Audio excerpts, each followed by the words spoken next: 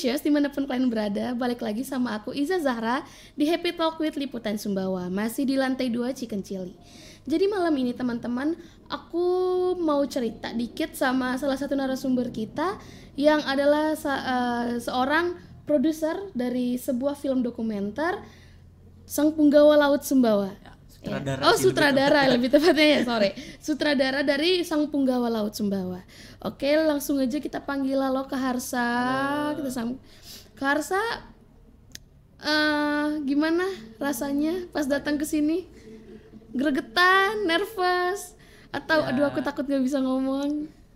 Ini sih karena kami orang-orang yang biasa di belakang kamera, jadi kalau di depan kamera agak gugup. Agak gugup ya. Sama sih Kak. Cuma ini kayak berusaha terlihat profesional aja. Sebenarnya ini aduh gimana nih gitu. Tapi nggak apa-apa. Kita cerita-cerita aja, sharing-sharing aja. Jadi Kak Harsa sutradara ya? Ya, sutradara. Sutradara Sang Punggawa Laut Sumbawa. Teman-teman nih pasti udah nggak asing deh sama kalimat Sang Punggawa Laut Sumbawa. Orang-orang pasti tanya, kamu tahu nggak Sang Punggawa Laut Sumbawa itu apa? Tahu namanya, tapi nggak tahu itu sebuah film dokumenter. Itu kenapa Bang kira-kira? Apakah Abang punya alasan tersendiri untuk hal itu? Kayak orang-orang kok bisa tahu Sang Punggawa tapi nggak tahu itu tuh apa? Sebenarnya kata punggawa itu kan juga kata yang cukup lazim ya.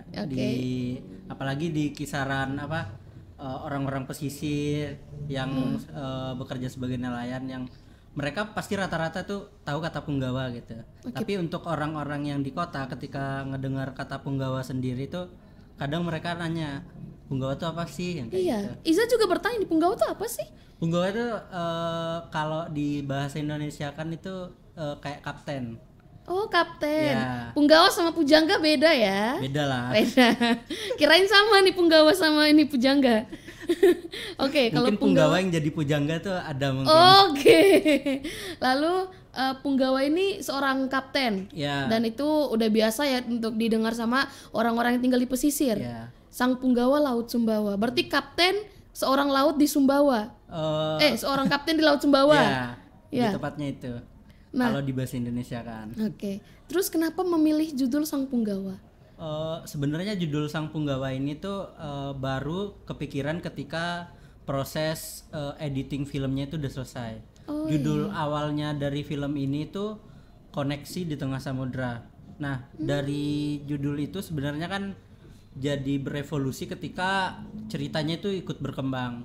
Karena cerita di awal Sang Punggawa ini tuh benar-benar yang cuman sekedar nelayan yang memanfaatkan teknologi digital untuk mempermudah mereka meningkatkan hasil tangkapan. Sesederhana itu ketika kami saya sama kan sutradaranya ada dua nih. Saya sama satu lagi Aan. Oh, Bang Aan. Ya.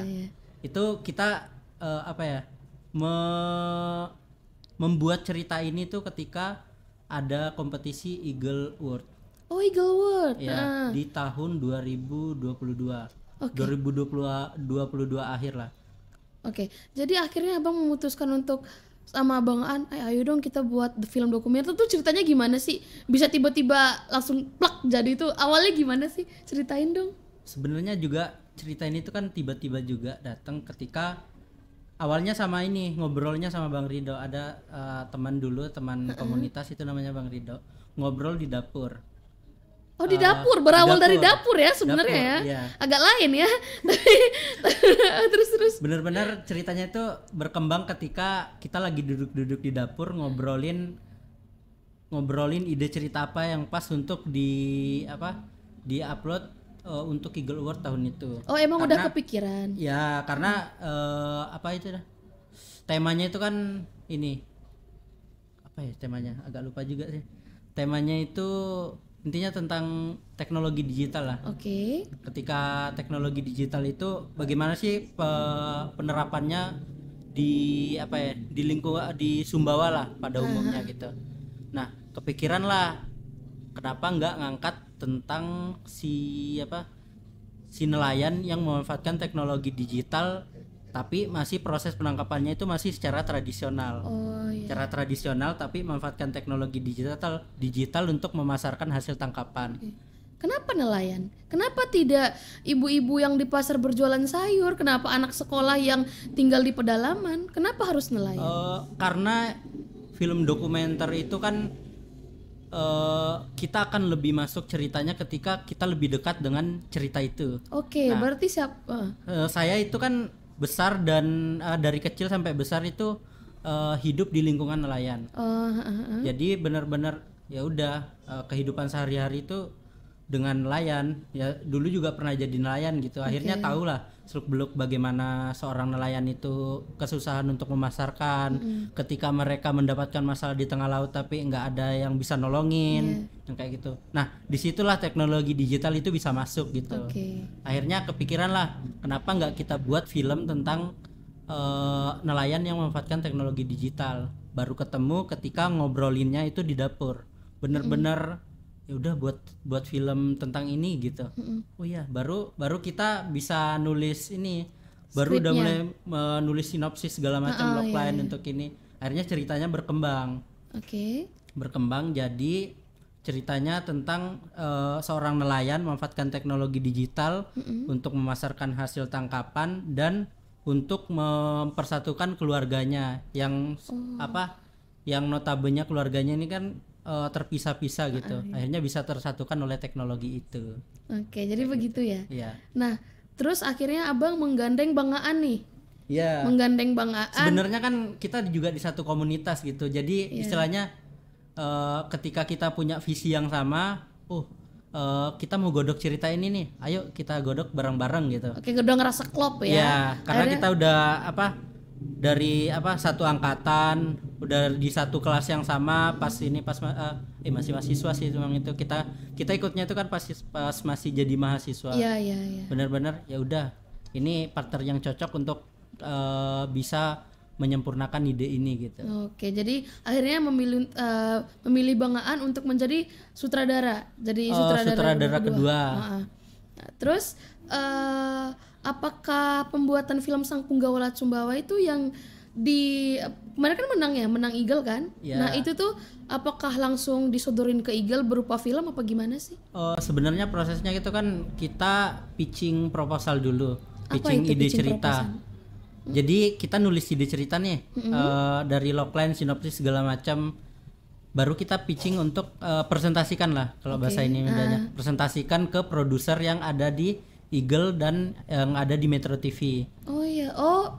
Jadi ada hubungan sama Metro TV bener juga ya? bukan film jadi yang kita upload, tapi ngupload proposal dulu. Ngupload proposal, diseleksi dari kan yang ngikut se-Indonesia juga kan. Jadi tingkat nasional juga. Jadi dari ratusan proposal akhirnya diseleksi jadi 50 ke 20 ke 10 baru 10 ke 5. Oke, dan akhirnya Sang Punggawa Laut Sumbawa tuh lolos ya. Dari segitu. Iya. Dari segitu banyak. Dari segitu banyak dan sebenarnya Sumbawa itu udah 2 kali dapat Eagle. Oh iya, 2 kali. Yang pertama itu kan di tahun 2005. Itu joki kecil dulu. Joki kecil baru setelah berarti dari 2005 ke 2022 itu 13 tahun ya? Iya, sekitar 13 tahun. Ya, sekitar itu baru ada lagi yang lolos Eagle. Dan itu baru dari Sumbawa lagi? Iya, baru ada dari Sumbawa lagi setelah 13 tahun perjalanan. Nah, berarti Abang ini udah lumayan melanglang buana ya di dunia perfilman inilah kita sebutnya ya. Udah jauh banget nih. Apakah ini pertama kalinya Abang menjadi sutradara? Apa udah sering kali atau biasanya aku mungkin jadi kameramen atau apa gitu?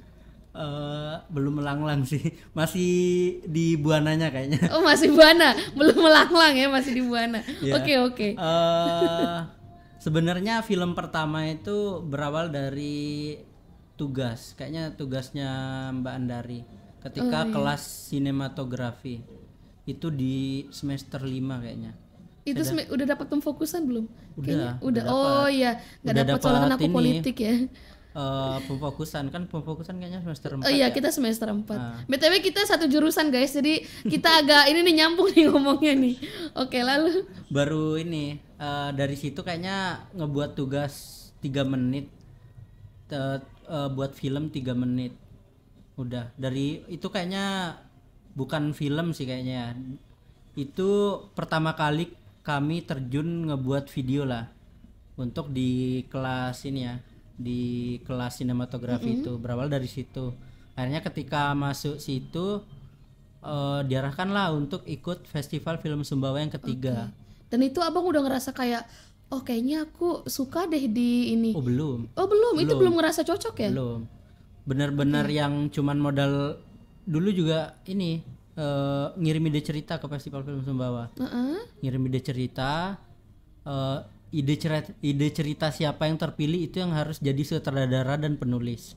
Oh gitu. Akhirnya ide cerita saya yang kepilih, saya juga jadi terpaksa juga harus jadi sutradara dan penulisnya. Oh berawalnya terpaksa. Iya. Oke, lalu?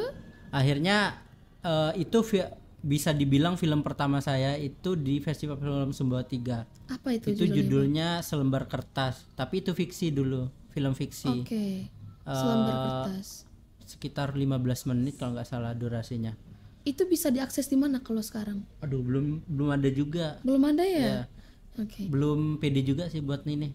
Buat Kenapa, bisa diupload. Ya, tahulah film pertama tuh kayak gimana. Ketika awal-awal mungkin ngelihatnya oh udah bagus. Tapi ketika kita sekarang ngelihat film itu lagi, ya kok bisa buat film kayak gini kayak gitu. Karena udah tahu kan. Iya, ngerti. Ya, ternyata kayak gini dulu itu ininya. Berawal dari situ kok bisa buat film kayak gini gitu. Akhirnya bisa nilai sendiri gitu. Kayaknya nggak layak deh buat dipublish gitu. Oh itu sekarang ya. Kalau sekarang kayak udah nggak layak. Kita balik lagi ke Sang Punggawa nih. Nah Sang Punggawa itu akhirnya menang Eagle, juara Eagle. Juara keberapa? Juara 2 Eagle ketika itu. Juara Eagle, juara 2 Eagle tahun 2022. Dan pada saat itu bang, abang tuh ngerasa apa sih perasaan abang? Pas abang dinyatakan nih, seakan sama Bang Aan kan, sama Bang Aan didatangin sama ini dekan kita waktu itu ya, sama Pak Rektor waktu itu. Iya didatangin sama dekan kita sama Pak Rektor. Terus tuh apa sih yang abang rasa kayak, waduh aku masuk TV nih? Apa sih yang abang pikirkan pertama kali? Sebenarnya udah sebelum malam penghargaan itu kan udah mulai diambil tuh videonya. Jadi udah beberapa kali masuk TV itu. Oh udah beberapa kali masuk TV. Udah beberapa kali terus dalam gimana satu tuh? bulan itu. Jadi demam panggung enggak? Enggak. Oh, enggak. Untungnya enggak. Oh untungnya enggak. Oke. Tapi ketika Eagle itu yang sebenarnya menjadi apa ya? Yang ngebuat kami lebih tertarik itu ketika proses 1 bulan itu. Jadi 1 bulan itu kita benar-benar full untuk editing film di Metro TV. Jadi 5 proposal yang udah kepilih nih, udah selesai syuting, kita semua ke sana buat edit film masing-masing. Akhirnya ketemu orang-orang baru. Ketika nikmatin proses itulah yang menurut kami, wah gini ya ternyata rasanya gitu. Pertama kali kami ke Jakarta, pertama kali masuk TV yang kayak gitu. Ya pasti seneng lah. Tapi ekspektasi kami ketika udah nyampe sana tuh udah bukan ini bisa dapat juara atau enggak. Yang penting ini film bisa dinikmatin oleh banyak orang, bisa dinikmatin oleh target penonton yang menurut kami tuh lebih kebanyakan itu nelayan-nelayan yang ada di Sumbawa. Tapi ketika bisa dapat itu jadi poin plus sih sebenarnya. Jadi bangga aja gitu. Ketika kami yang masih mahasiswa satu-satunya gitu peserta yang masih mahasiswa ngikutin. Oh satu-satunya mahasiswa? Iya. Rata-rata itu kan udah 20-an sampai 30-an usianya. Dan kerjaan mereka apa kebanyakan? Filmmaker juga. Oh filmmaker? Ya mereka udah terjun duluan di dunia film, cuman ngirim proposal juga. Oh mereka udah nyemplung duluan, terus abang merasa kayak insecure gitu nggak sih, kayak aduh aku mahasiswa harus bertarung sama filmmaker ini nih yang udah banyak pengalamannya.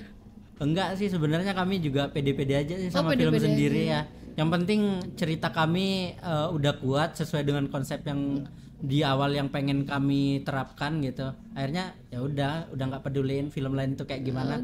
Malah yang lain kebanyakan itu kebanyakan ngintip ke ruang editing kami. Oh gitu. Wah, apa ini gitu. Oh gitu ya. Iya. Oke, apakah pernah ketemu artis-artis nggak sih yang kayak abang idola-idolain kayak aduh tiba-tiba ketemu di Metro Pernah TV? tuh sekali tuh di Festival Film Indonesia kan tahun kemarin, akhir tahun kemarin, FFI kan lolos di Festival Film Indonesia tuh di kategori dokumenter pendek. Oke. Itu di mana? Di Jakarta. Oke. Di Abang ke Jakarta Jakarta, terbang ke Jakarta juga. Oke. untuk hadirin Festival Film Indonesia. Itu bener-bener pertama kali ketemu artis ya di situ. Siapa? Yang banyak. Oh banyak. Reza. Yang abang idolain deh. Yang idolain itu Dwi Sasono. Dwi Sasono Oh iya, yang tahu, ini tahu. pemainnya tetangga masa gitu Iya, tuh. tahu. Yang jadi suaminya Angel kan? Iya. Nah, tahu. Dwi Dwi Sasono. ngerti. Itu abang Tapi ngefans banget sama dia ya. Ya, karena dari dulu yang kita tonton banyak untuk nyari yang lucu-lucu pasti di Pasti situ dia. gitu. Ya. Oke. Dulu. Jadi Tapi banyak sih juga yang lain. Ada Reza Rahadian juga ada, Prilly ada. banyak Terus, ya. Ya karena Festival Film Indonesia. Oh iya. Ya jadi festival film yang besar sih di Indonesia itu mah. Berarti Sang Punggawa juga diputar di situ. Nggak diputar, cuman Nggak diputar. mereka itu sistemnya kan cuman masuk nominasi, terus diumumin nominasinya apa, terus yang diputar itu biasanya cuma trailer. Oh ya berarti seenggaknya trailernya diputar dong. Iya. Oke. Jadi Bang, sudah sampai di mana sih Sang Punggawa membawa Abang? Sudah sejauh mana? Sebenarnya Sang Punggawa itu udah membawa kami itu udah lumayan jauh ya, karena pertama kali terbang ke Jakarta itu karena Sang Punggawa. Oke. Pertama kali bisa ke banyak daerah yang lain itu gara-gara Sang Punggawa. Nah, dan yang terakhir bisa ke luar negeri pun itu gara-gara Sang Punggawa. Pernah ke luar negeri juga? Nah, Oke, kemana aja tuh? Akhir tahun 2023 kemarin saya sendiri ke Rusia. Oh, ke Rusia. Iya. Terus ngapain di sana? Kan di festival di sana itu ada namanya festival itu Arctic Open. Itu salah satu festival film yang ada di kota yang namanya Arkhangelsk. Itu kota yang nggak terlalu jauh dari Kutub Utara. Nah, di sana itu dingin dong. Dingin lah. minus dingin 26. Lebih dingin di sana apa lebih dingin sifatnya dia? Aduh, belum ada dianya. Belum ada dianya. Oke. Lebih minus 26 ya berarti ya. Terus terus di sana itu kita memutar film Sang Punggawa itu di beberapa tempat. Oke. Ada 4 tempat. Di 4 hari itu ada 4 tempat Sang Punggawa itu diputar. Di bioskop, terus di Museum Nelayan, terus di Museum Arkeologi gitu. Terus sama ada di satunya apa ya namanya itu, intinya kayak museum juga lah. Tapi Iza pengen nanya deh, tapi Bang, Sang Punggawa ini kan menggunakan bahasa Sumbawa. Iya. Ya kan? Hampir 80% deh menggunakan bahasa Sumbawa. Bukan ini, lebih banyak bahasa Bugis. Oh, bahasa Bugis? Ya, bahasa Bugis. Oh, oke. Ini FYI Iza mau cerita dulu teman-teman, for information. Hari ini Iza pakai baju, ini boleh lihat. Apa nih bacanya nih? Cukup diam, biarkan kamera yang berbicara. Tapi ini Iza boleh cerita sedikit ya. Iza dapat baju ini nih, pemutaran perdana Sang Punggawa Laut Sumbawa di kantor Bupati. Oke. Jadi waktu itu tuh ditanya nih sama MC kita Kak Marsha, apa hewan ikonik yang muncul pada saat itu? Iza angkat tangan, saya kak. Terus dia jawab, hiu paus kak gitu. Nah teman-teman yang di luar sana mungkin nggak tahu ya hiu paus itu seperti apa. Kalian harus datang ke Sumbawa guys, kalian harus lihat bentukan hiu paus itu seperti apa. Dan akhirnya Iza bisa jawab, Iza dapat ini pertanyaan perdana. Dan asli Kak Iza nonton itu tuh Iza kayak, wow ini keren banget. Terus kan kameranya kan bisa stabil gitu kan. Terus Iza mikir kayak, waduh ini di sana kan terombang ambing, listrik juga pasti rada susah karena kan pakai aki ya. Pakai aki kan. Terus ini ngecas kameranya gimana? Terus aduh kayaknya orang-orang yang bisa aja yang kameramen itu kan ada yang mabuk laut, pasti kan ada yang nggak kuat kan. Nah itu tuh gimana sih mereka cara menanganinya? Tapi Iza pengen tahuin dulu sebelum kita lari ke sini, cerita dulu yang itu yang setelah Rusia itu. ke Rusia itu kan pertama kali ke luar negeri itu. Pertama kali ke luar negeri sendiri pula. Udah sendiri pertama kali terus nggak bisa bahasa Inggris. Oke. Bener-bener apa ya? Ya modal pede aja. Soalnya kata mentor-mentor nggak apa-apa, berangkat aja. Oke. Tapi sendiri gitu. Nggak apa-apa, pede aja loh. Ngikutin lah mentor. Mentor udah bilang gitu, ya ayo gas terus. Akhirnya ketika pertama kali transit itu di Qatar, nyasar tuh 3 jam. Hah? Nyasar di Qatar 3 jam? Nyasar 3 jam di Qatar. Di mananya? Wah, udah nggak, namanya juga nyasar ya nggak tahu Enggak, lah di mana. maksudnya di bandara apa Di bandara. Oh, di bandara. Iya, di bandara nyari gate tuh. Kan bandara internasional juga kan, besar banget bandaranya. Iya, benar-benar. 3 jam itu nyari gate aja.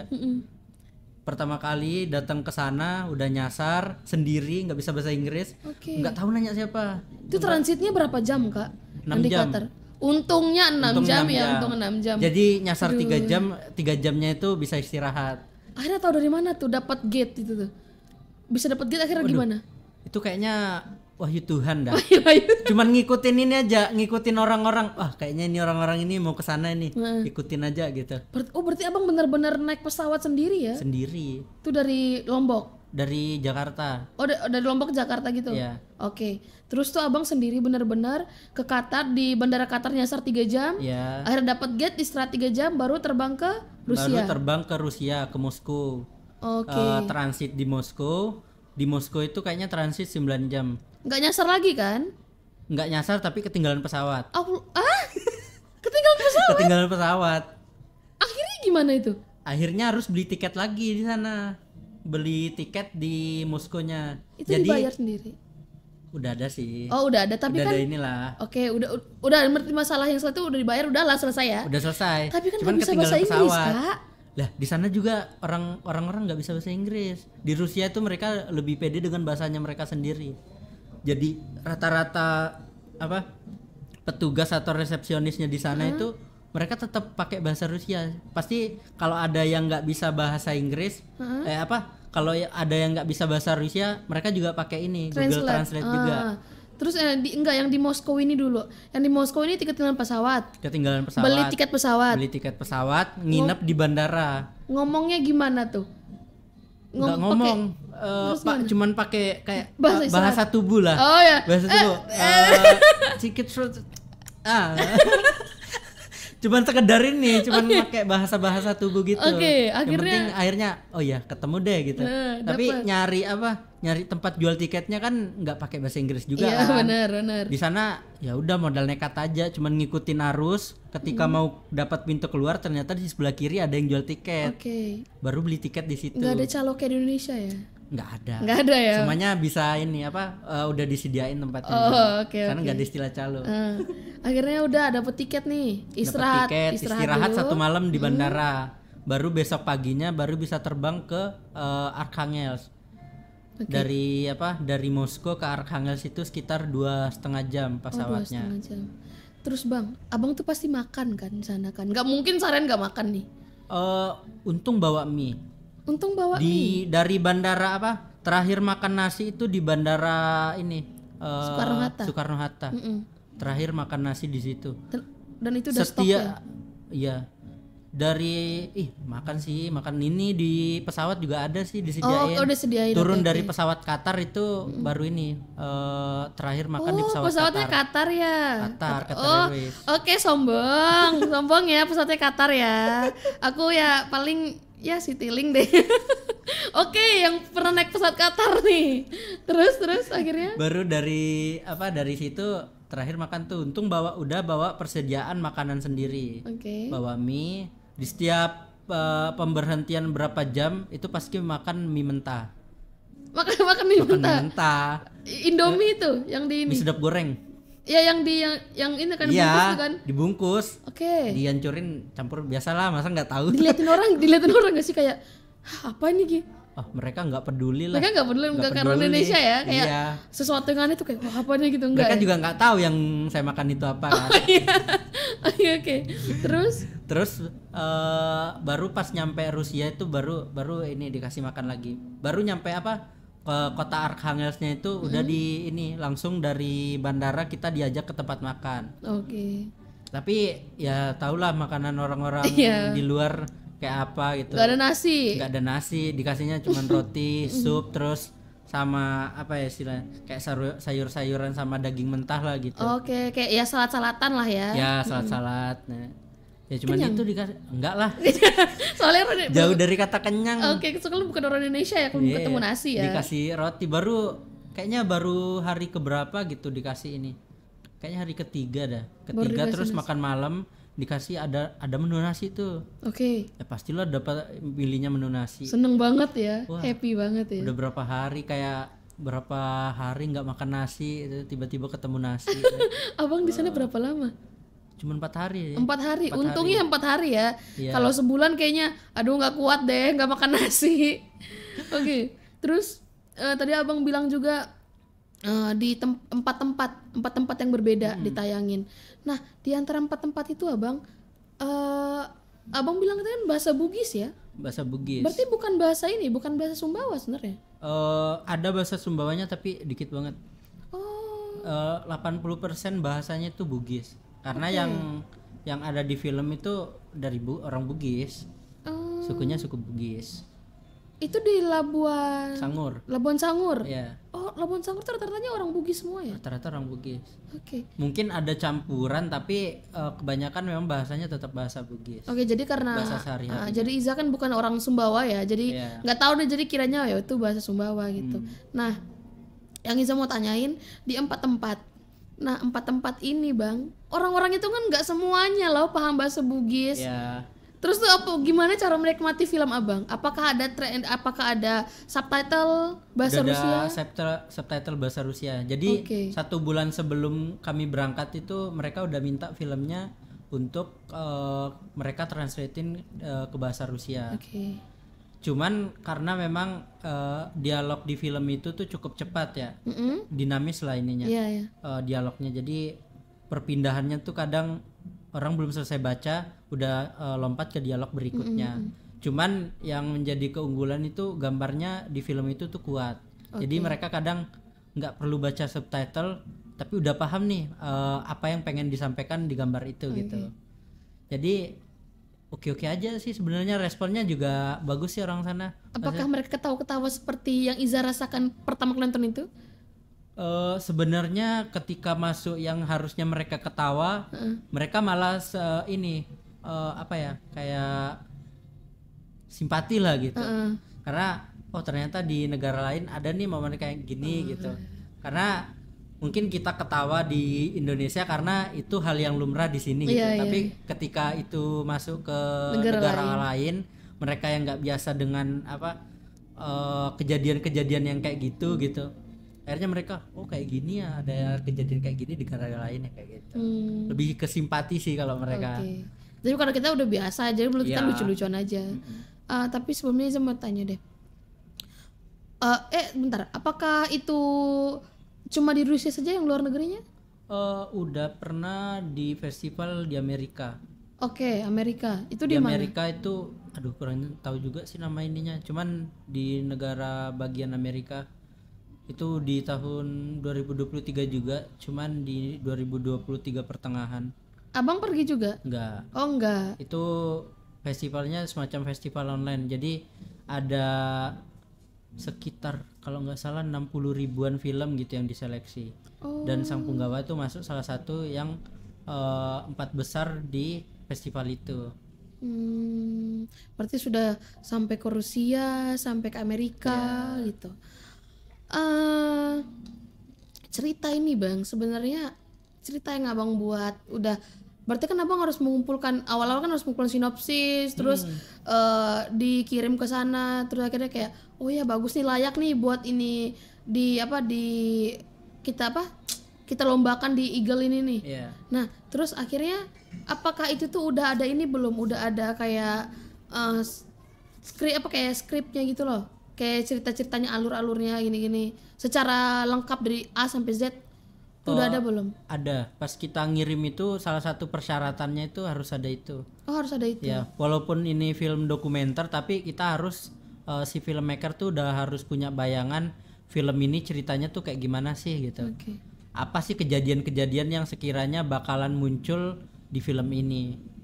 Nah, tapi ketika di lapangan skrip itu juga pun tetap bisa dikembangin. Iya, benar. Ketika nemuin momen-momen yang wah, ini bagus nih momen ini ketika kita masukkan dalam film gitu.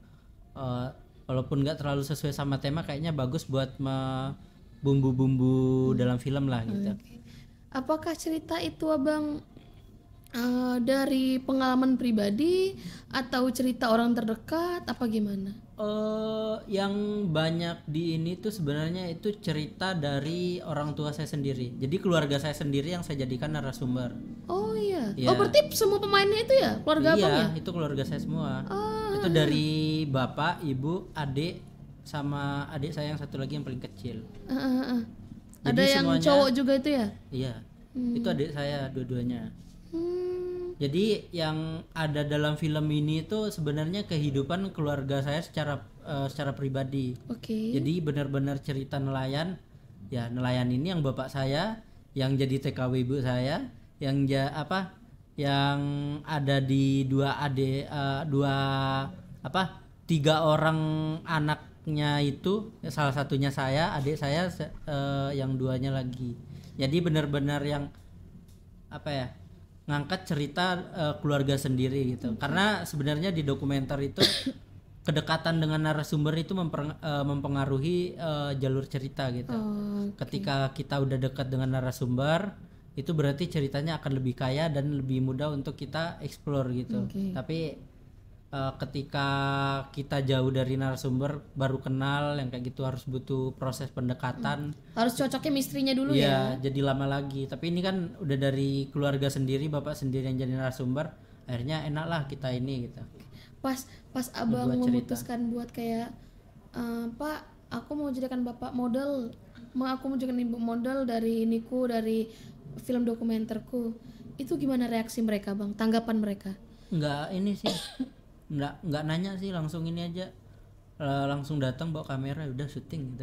Langsung berjalan aja ya kayak biasanya ya. Tapi sebelumnya udah ada kode kalau ini mau tak buatin film gitu. Oh, oke gitu. Orang-orang kampung seneng ada kamera yang kayak gitu. Pada seneng.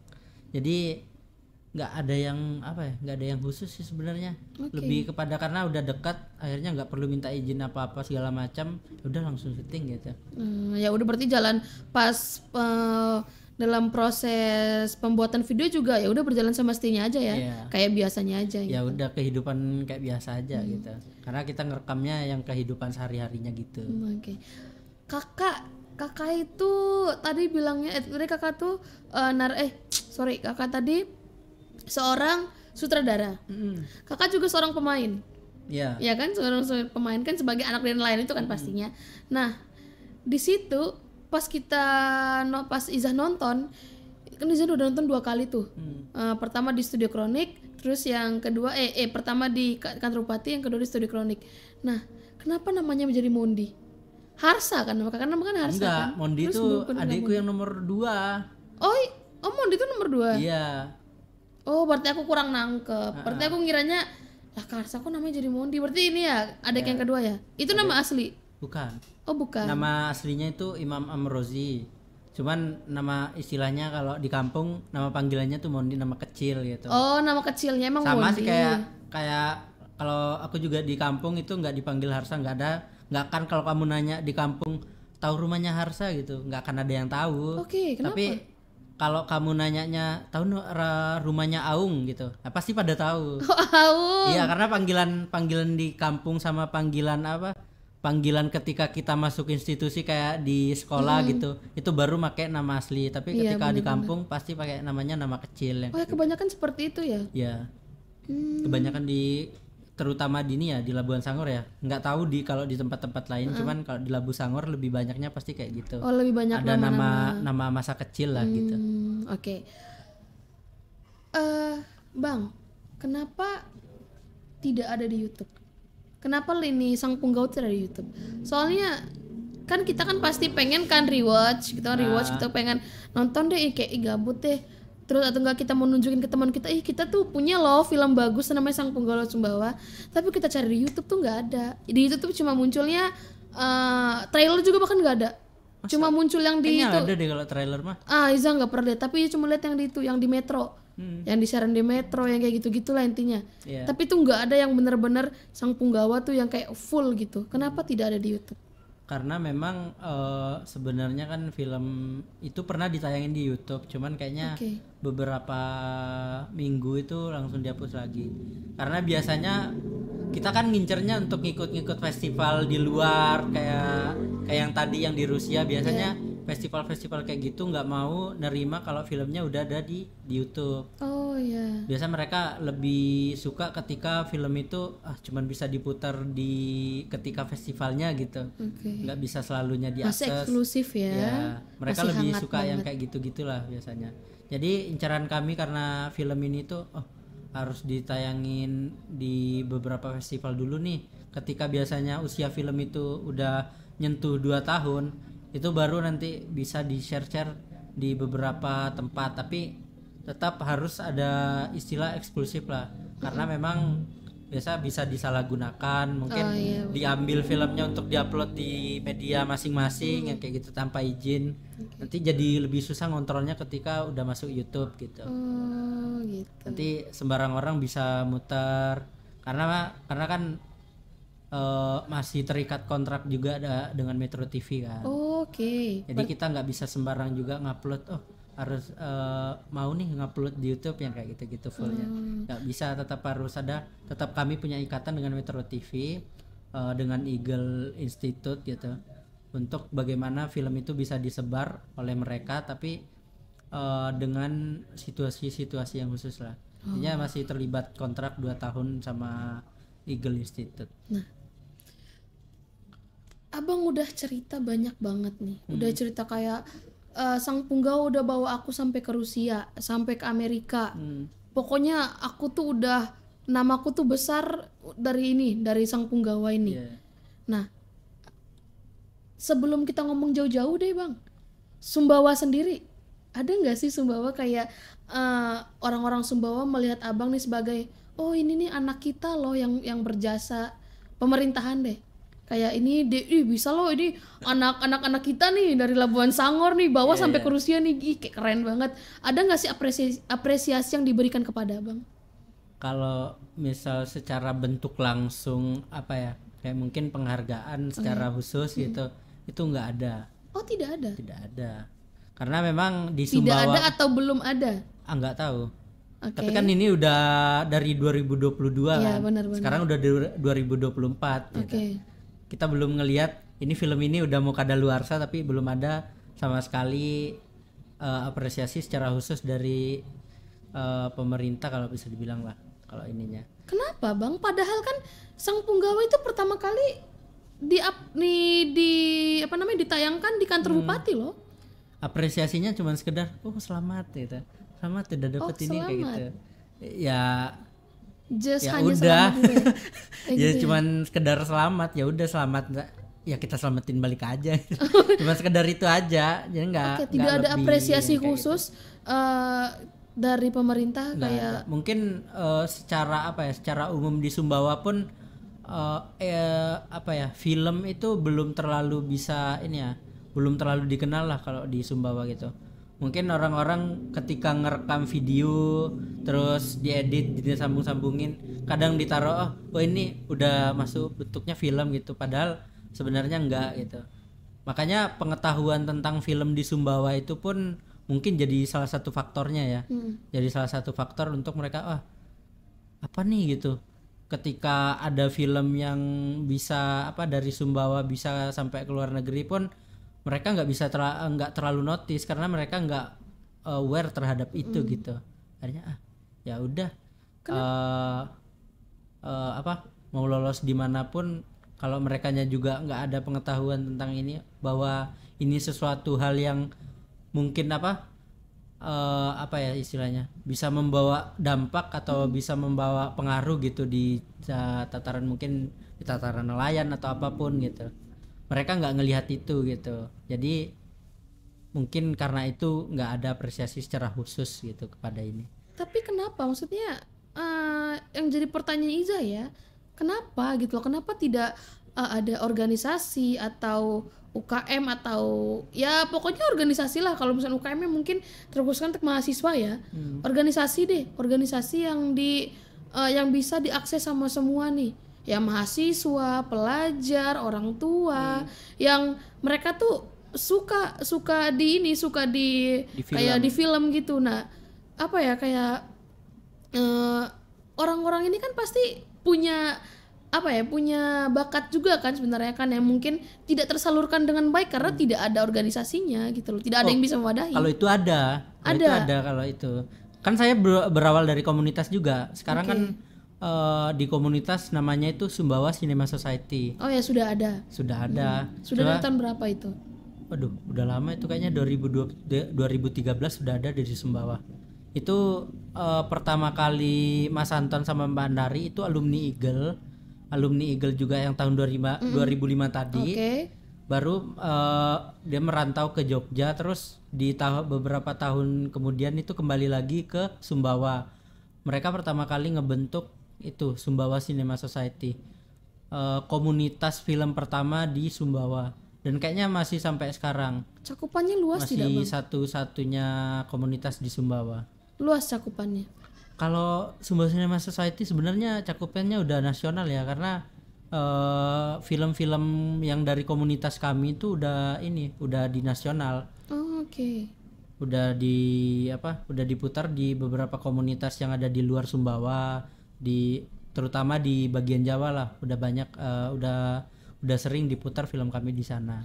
Jadi kalau sebenarnya teman-teman yang udah punya minat nih di film gitu, komunitas kami itu terbuka untuk siapapun yang berminat untuk belajar film. Karena saya juga belajarnya di situ gitu. Belajar dari situ beberapa tahun, akhirnya bisa ngebuat Sang Punggawa. Dari komunitas itu belajar untuk bagaimana sih ngebuat sebuah cerita bisa terwujud jadi sebuah film. Gitu. Jadi untuk teman-teman yang sekiranya teman-teman mahasiswa atau masyarakat yang pengen belajar atau lebih tahu tentang film gitu, kita nggak naro link untuk pendaftaran segala macam. Jadi siapa yang berminat silakan datang ke komunitas kami. Kalau kalian punya benar-benar niat untuk belajar tentang film, yang penting punya niat dan punya keinginan sih sebenarnya. Kita nggak ada istilah uang pendaftaran segala macam, nggak ada. Semuanya digratiskan, yang penting kalian punya niat untuk belajar film, udah sampai situ. Kalian tinggal datang ke komunitas kami, belajar film. Kalau benar-benar serius di film, nanti insya Allah lah bisa ngebuat film sendiri. Gitu ya. Jadi teman-teman Gen Z, tadi kan udah dipaparkan sama Kak Harsa, kalau misalkan kalian sekiranya aduh aku suka deh ini buat film, atau aku suka video-video ini, tuh boleh banget guys, dan itu nggak ada linknya ya. Nggak ada link buat gabung itu. Nggak ada pendaftaran segala macam. Jadi nggak ada istilah harus daftar dulu baru bisa masuk komunitas kami. Tapi yang penting kalian punya niat, silakan datang ke komunitas kami. Datang aja gitu. Kalau udah punya niat untuk belajar, kami sangat terbuka untuk teman-teman yang pengen belajar lebih dalam tentang film. Kuncinya satu aja guys, yang penting mau. Udah mau kalian datang ke komunitas Sumbawa Cinema Society. Itu alamatnya di Jalan Lintas Simpang Boak. Kalau kalian dari Bukit Permai itu lurus, nanti setelah jembatan lewat ada beruga di sebelah kiri masuk, nanti ikutin aja langsung Pavin Blok, nanti di ujung Pavin Blok ada gerbang sebelah kanan. Itu udah alamat dari komunitas kami. Tinggal masuk. Apa nama itu tempatnya? Studio apa atau studio apa? Kalau lebih banyaknya itu lebih dikenal Studio Kronik. Tapi kalau komunitasnya itu namanya Komunitas Sumbawa Cinema Society. Nanti kalau di Google Maps tinggal diketik Kronik, Studio Kronik, nanti muncul juga sih di Google Maps. Lebih gampang lagi ya, ada Google Maps, Studio Kronik, tekan set, udah, terus kalian datang, Kak aku suka di pembuatan film, aku mau join. Langsung guys, langsung set, siapa tahu kalian menjadi Kak Harsa selanjutnya. Jangankan ke Rusia ya, kalian bisa ke ujung dunia gini ya. Yang penting kalian mau dulu, Yang dulu. penting mau Dan yakin. Karsa awalnya nggak yakin juga ya awalnya. Nggak yakin tapi guys lihatlah beliau ini, siapa yang tidak tahu beliau, berkat Sang Punggawa akhirnya dikenal, makin mentereng namanya. Amin ya, semoga mudah-mudahan tahun depannya lagi makin mentereng. Siap. Jadi siapa tahu jadi sutradara film besar yang bisa ditayangin di seluruh Indonesia filmnya. Amin ya. Kita doakan yang terbaik buat Kak Harsa untuk karya-karya kedepannya. Kita tunggu loh Kak. Siap. Oke, kalau ada pembuatan film lagi, infokan saja nanti di Iza. Nanti Iza bakal bagi-bagi ke teman-teman Gen Z yang mau nonton, boleh kita nonton bareng-bareng. Oke, terima kasih Kak Harsa udah datang malam ini, udah berbagi cerita sama Iza, sama teman-teman semua. Semoga Kak Harsa sehat selalu dan teman-teman sehat selalu. Dadah.